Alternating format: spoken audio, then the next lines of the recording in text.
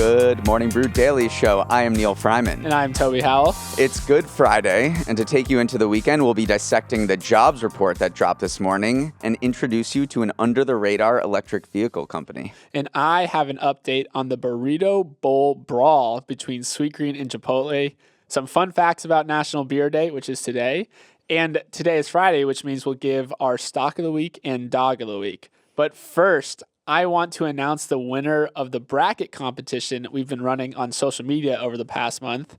We have finally crowned the greatest logo of all time, the Gloat. So, Neal, can I get a little drum roll, please? Thank you. I don't know if that's good for the podcast audio, the drum roll, but I was doing it. Yesterday, Nike is officially the Gloat. It took down Apple in an absolute nail-biter of a final. This was actually a very, very good final, better than any of the real March Madness finals we saw. So after over 4,000 votes on social media, Nike won with 50.9% of the vote versus 49.1% for Apple. So closer than we thought. It was always going to be the swoosh, wasn't it? Yeah. They went undefeated in conference play and just hit their stride at the right moment. Just too damn talented. Morning Brew will get it next year, though. Yeah. Speaking of next year, we are already cooking up some ideas for next year's bracket. So let us know if you have any ideas for a March Madness style bracket that you've always wanted to see. An early frontrunner suggested by a Morning Brew newsletter reader is regional dishes. That would be so you got like a Chicago deep dish pizza versus a New England clam chowder versus some Texas brisket. Can it just be March already? That sounds so fun. All right. And also, we got to do our Friday tradition of Fast Week, Slow Week. Oh, yeah. Toby? Lightning fast. Lightning. This way. I don't know why. Maybe it was because, I don't know, Good Friday. Trump indictment, holidays. Yeah. I don't know. This week went by 2x speed for me. I also realized I could function on 4 hours of sleep. I know. Neal has not been sleeping a lot. He's been cooking a lot. Can squeeze more out of life when you sleep only 4 hours, but we'll see what happens tonight. Such an unlock, as they would say on LinkedIn. But first, let's go into our stories. It is the first Friday of the month, which means only one thing. It's Jobs Day. The government released its latest report on America's employment situation. I was going to ask you for a drum roll, but we already did. I can give you a drum roll. Do you want one? Drum roll. Drum roll. It was pretty very good. Very good. Let's run down the headline numbers. The U.S. added a very solid 236,000 jobs last month, which was exactly in line with expectations. Good job, forecasters. We always hit them when they miss. Let's give them a round of applause when they do well. Yeah. The unemployment rate ticked lower from 3.6% to 3.5%. That basically means anyone who wants to find a job can get one right now. And here's a key metric: lower wage growth. Wage growth slowed to 4.2% on an annualized basis. That may not sound great to hear that people are getting lower raises, but tamping down wage growth is key for bringing down inflation. So from a big picture, economists are calling this a Goldilocks report, which is a very popular finance term that just means right in the sweet spot. Yeah. We do love Jobs Report Day. It actually is interesting because today is Good Friday, which means the markets are closed. Yeah. So we're not actually going to see how the market reacts to this until Monday. So they have 3 days to kind of figure out what this all means. Yeah, they're marinating the jobs data over the weekend. Right. It is an interesting weekend. And then also, if we just want to talk about like what is driving this strong job growth, it's still leisure and hospitality. They're in hiring mode because we showed a graph, but like the pandemic dip that happened in unemployment was mostly leisure and hospitality. And now with the economy kind of heating back up, people returning to traveling, going out to eat again, they're still understaffed. So they're hiring like crazy. Yeah. So a bunch of the strongest growth is coming from the leisure and hospitality sector. If you want to work at a restaurant or a hotel, you will be able to find a job. They'll probably pay you pretty well too. Mm-hmm. That reminds me, I read earlier this week, the Wall Street Journal ranked its hottest job markets, and Nashville came on top. Basically, the top 10 job markets were all tourism destinations: Vegas, Orlando, New Orleans, other ones, because people are traveling out in force right now, especially through the Atlanta airport. Yeah, busiest in the world. And then just another zoom out. So Silicon Valley Bank imploded during March, and that data that event is not actually reflected in March data because it was collected before Silicon Valley Bank happened. So we'll probably see the ripple effects coming next month. But that is the first time where we might see some kind of faltering in the strong job market in the jobs data, because one of the ripple effects is probably that small businesses won't be able to secure loans as freely as they were in like a pre-banking crisis environment, which could ultimately result in a couple of layoffs. So all eyes are on next month to see, is this bank crisis going to shake out and affect the job market? Right, but that's what the Fed wanted anyway, because they were raising interest rates to slow lending, and the banking crisis kind of helped them out in that scenario. But to finally sum this up, here's my main takeaway. Hiring slowed a little bit, but was still strong. It was actually 1 year ago when the Fed started hiking interest rates. If you can remember to before then, times were a little different. NFTs were going bizarre. But yeah, so exactly 1 year ago, the Fed started hiking interest rates to slow inflation, which was ripping. People were concerned it would create a recession to do this. There was just no way around it. You had to do that. You had to create a recession. But maybe there is, and especially after this jobs report, there is hope that you can slow down inflation like we've been seeing with the wage growth, but not turn the economy into reverse. So hiring is slowing by not too much. The unemployment rate is still near record lows, and wage growth is coming down, which is great for inflation. So you'll see a lot of economists today saying that a soft landing, is actually in sight. That's a great sum up, Neal. We love Jobs Report Friday, and we'll see you next month on Friday. Okay, I promised at the top of the show that we have an update on the Sweetgreen Chipotle Bowl drama. So just to quickly recap for those who missed yesterday's episode, Sweetgreen, the salad company, rolled out a new product it called the Chipotle Chicken Burrito Bowl. Chipotle did not take kindly to that and sued Sweetgreen for trademark infringement. Well, today we have an update for you. The Burrito Bowl brawl has ended with Chipotle scoring a first-round TKO. Neal wrote that joke for me. Thank you, Neal. Sweetgreen has changed the name of the product, and now the artist formerly known as Chipotle Chicken Burrito Bowl will go by Chicken plus Chipotle Pepper Bowl. Neal, has justice been served? 2 out of 10 name. No one's going to buy this. You might as well just completely kill off the product. There's a plus sign in the title. You don't know whether... I was wondering what you were going to say, whether you were going to say and or plus. I said plus. But no one wants pepper in the title, too. I don't even know what pepper refers to. But, so I was talking with Abby, who's Morning Brew's editor. She's very wise, and she always sees through things. And she says, and I agree, this was a complete conspiracy. Oh. Yeah.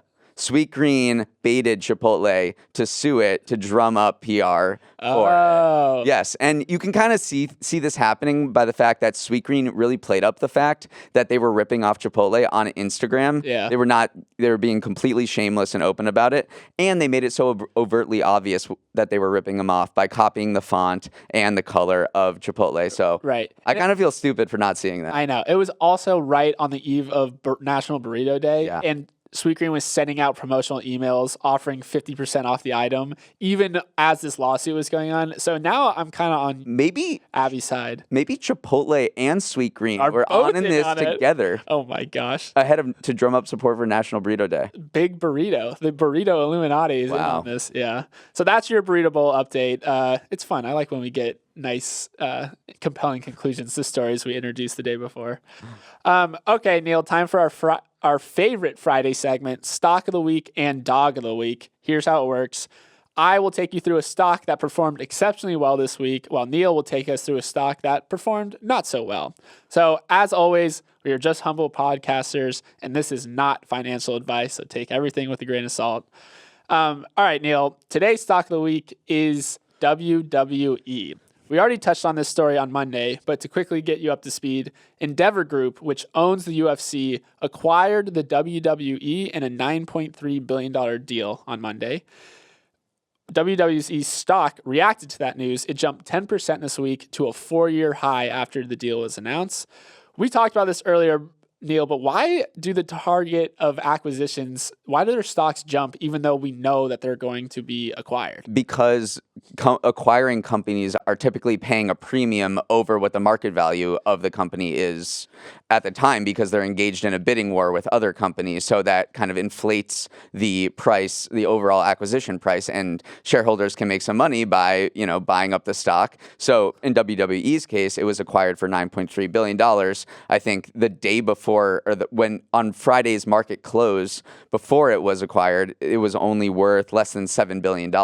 So there's this gap that, investors like to fill. There is this, I forgot what it's called, but there is some sort of gap that still exists because this stock won't climb to $9.3 billion that it was bought for, because there's a chance that the deal could fall apart, or regulators could block it. So there is this little delta, right, that always emerges. So you won't see it always go up to the acquisition price, but typically a company that is being bought, its stock price will rise in value. Stock of the week.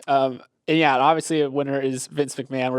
We're playing a clip in the background, but his net worth jumped to $3.1 billion this week. Not bad for someone who fake wrestles. Not bad. And I was reading this report by Dylan Byers, who did some digging on the background of this deal and how it kind of went forward. So it was pretty interesting. The biggest rival for the deal was Liberty Media. Right. So, which makes a lot of sense. Liberty Media owns Formula One, Sirius XM, and the Atlanta Braves. And then the deal was also sealed by a handshake at SoFi Stadium's executive suite during WrestleMania. Wow. That's how you want this deal to go down at WrestleMania. All right, so your stock of the week is WWE, and let's go to the dog of the week. All is not well in the world of FAZE. Now, FAZE is an esports and entertainment company that went public during COVID, riding a wave of momentum that appears to have run out of steam. The stock fell 16% this week to about 50 cents on the news that another rapper, Snoop Dogg, who was a board member, investor, and overall FAZE hype man, resigned from the board. Toby, I know you're plugged into FAZE a little bit more than I am and maybe the rest of our listeners. So what the heck is FAZE, and what did they do to make Snoop angry? FAZE is this esports organization. That's one of the first esports organization from back in the day. The problem is, so their business model essentially is they get a bunch of creators to create content under the FAZE brand, and then they just monetize it in different ways through partnerships, through their esports earnings, actually. So anytime you have a bunch of young kids who play video games for a living, it sounds not like a viable business model. So what FAZE is, they brought in the suits, as kind of FAZE people call them.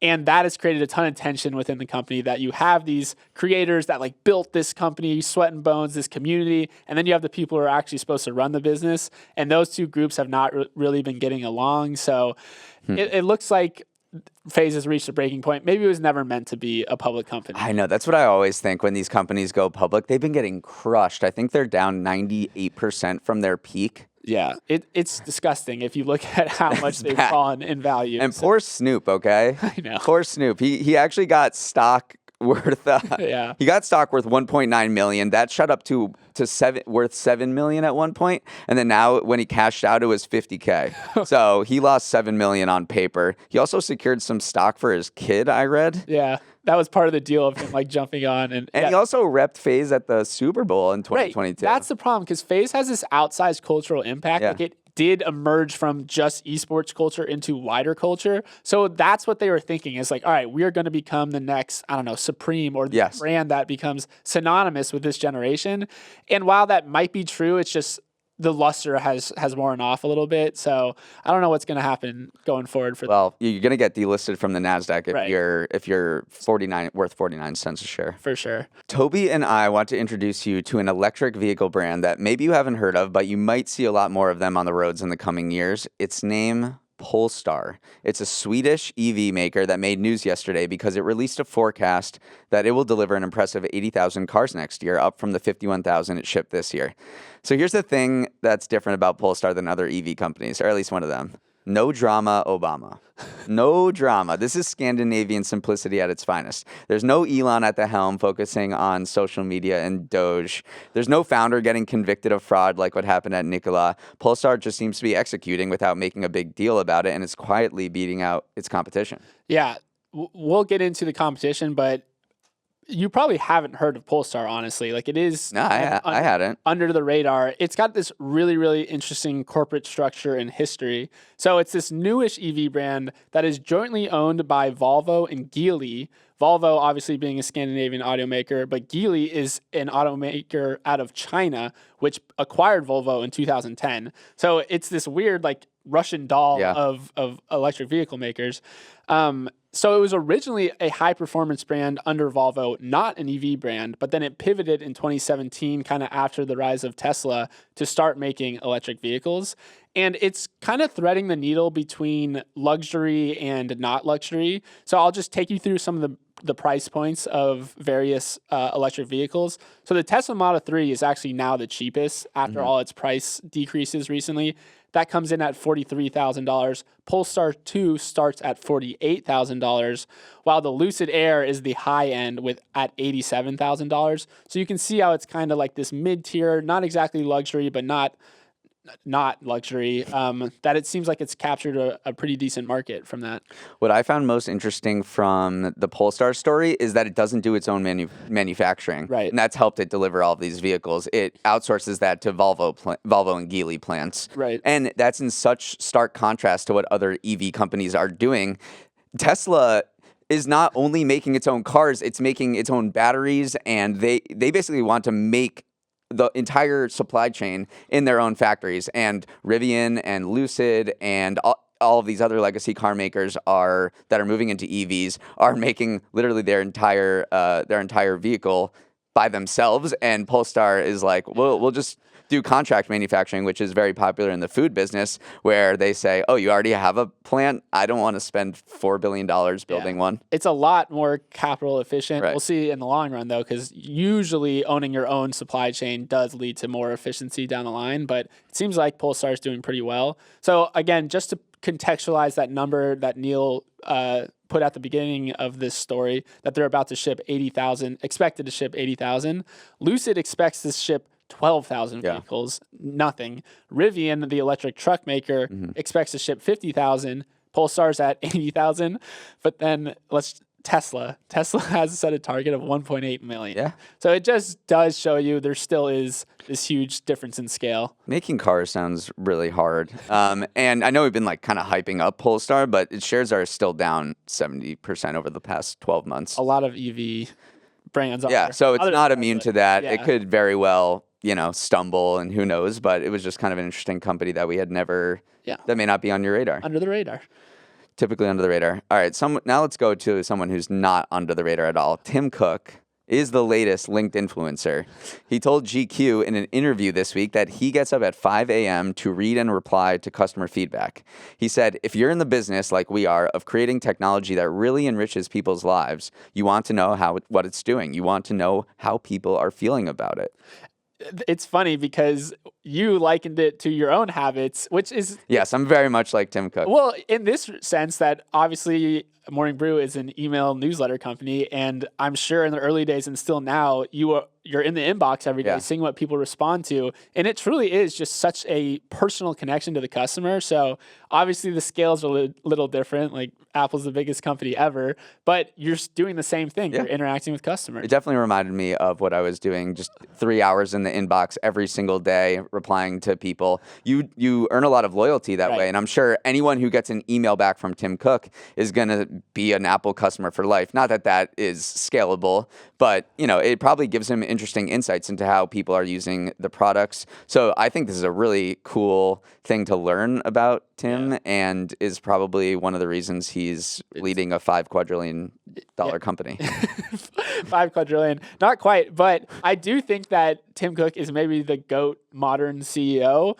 He has grown Apple from 365 billion market cap when he took over to at one point over $3 trillion. So just if you're looking at sheer creation of value for shareholders, which you might say is the job of a CEO, the man has crushed it. Yeah. So it was really that whole profile from GQ on Tim Cook was extremely interesting, and I highly recommend going to read it. Can we do a quick rundown of other CEOs' morning routines? Yeah, hit me. All right. Bill Gates starts his day with an hour on the treadmill and skips breakfast. Rate that. Classic overachiever right there. An hour, no breakfast. Jesus, Bill. Bezos likes to start it by puttering around. That's his words, puttering, and then having his first meeting at 10 a.m. Do not believe that Bezos could get away with not having a meeting before. I like it. I mean, I just don't believe it. That feels honest. Zuck says the first thing, this was back a couple years, so I just want to caution that, but Zuck says the first thing he does is check Facebook. Yeah. There's no quicker way to rot your brain. Company man. I'm surprised he's still around. And then Elon Musk says he eats a donut. My favorite, though, is Beethoven. Very particular about his morning brew. He counted out 60 coffee beans and then made coffee by himself before writing some badass music. Okay, there might be some sort of compulsiveness right there, but before we move on, what is your morning routine? My morning routine is I wake up, I have 5 minutes to get ready. I quickly make my bed though, because I heard that speech from the famous commencement address. Yeah. Always make your bed. So I do that, but I am 5 minutes in and out. Yeah, mine is literally get out of bed. If I accomplish that, then I know I'll have a good day. It's literally just, can I get out of bed? It's a low bar. Okay, Neal. Today is Good Friday, but it's also National Beer Day. So we're going to share a couple of fun beer facts. But first, Neal, why is today, April 7th, National Beer Day? Yeah, so sometimes these national blah days are just lobbying gimmicks, marketing gimmicks to get you to buy their product. Turns out April 7th is not a complete coincidence with National Beer Day. It's when FDR took the first steps to wind back prohibition in 1933 by allowing beer under like 4% to be sold after this year's long drought. So once he signed this into law, he said, I think this would be a good time for a beer. Dang it, I wanted to say that line. That is such a good line. Which is definitely going to be my new saying at parties. I think it would be a good time for a beer. Yeah, that's how I'm going to leave conversations at parties. I never know what to say. Yeah. After he signed it, said the amazing beer line, people went to breweries all over the country and just slammed 1.5 million barrels of beer, and now we're at National Beer Day. I love that. It's actually crazy that FDR single-handedly created the light beer industry too by setting the ABV at 3.5%. He created what most people drink today still. So the ripple effect of that is super interesting.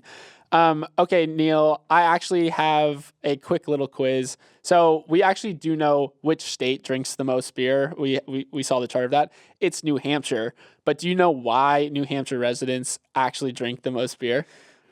There's a very specific thing that allows them. I've been in New Hampshire. I personally have drinking beer in New Hampshire.